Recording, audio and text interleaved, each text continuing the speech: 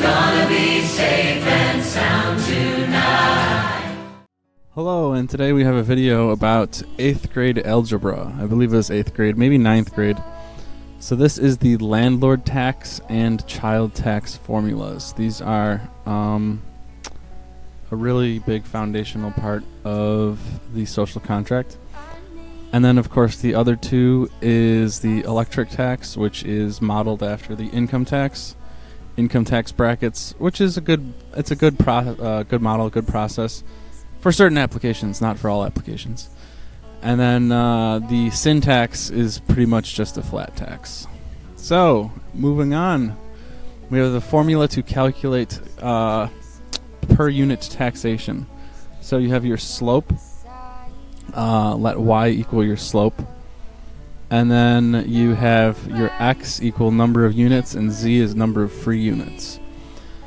So this is pretty straightforward. I think mentally, conceptually, most of you can get this so far. It gets really hairy as we go, though, as you can see farther down.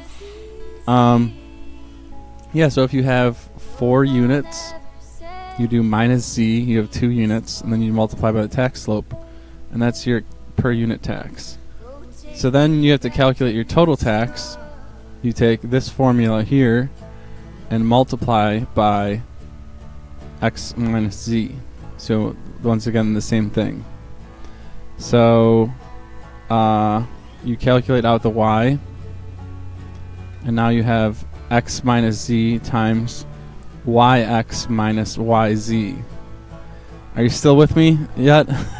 Have I lost you? I'm going to lose everyone for very, very soon. So then you calculate out this, the x, and you get this. I won't even read it because it's just gobbledygook at this point.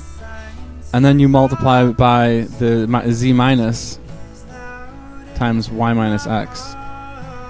So then you get this, and then you have these like figures. I forgot the terminology that they used to use in mathematics.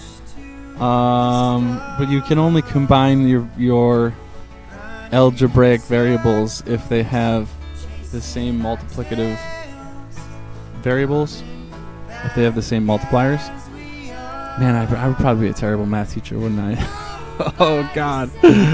So this is your final simplified algebraic form. It doesn't get any simpler than this. So this is the actual formula for the landlord tax and the child tax. Notice you have an exponential in x and you have an exponential in y. So your number of units is exponential, and also your free units is exponential.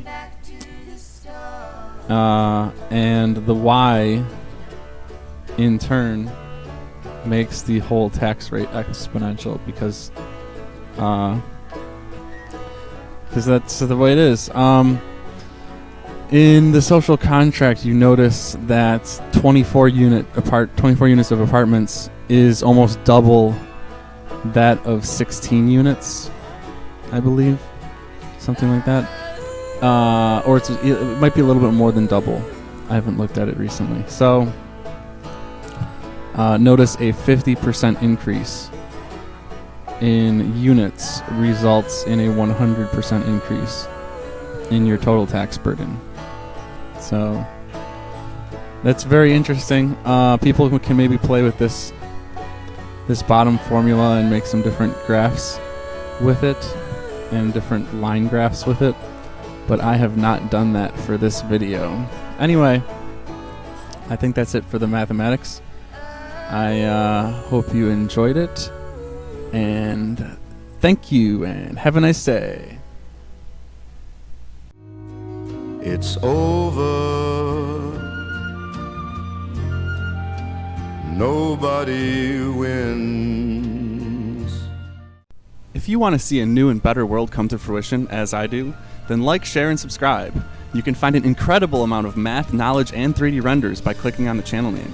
And remember, we need you to help spread this vision across the internet for all to see and become familiar with. Let us build this new world together.